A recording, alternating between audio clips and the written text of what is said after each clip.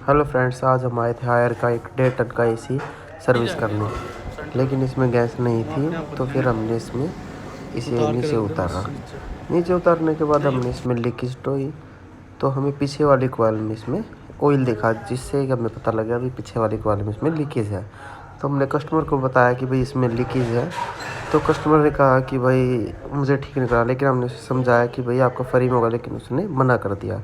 तो हमने उसका एसी लगाया और वापस आ गए।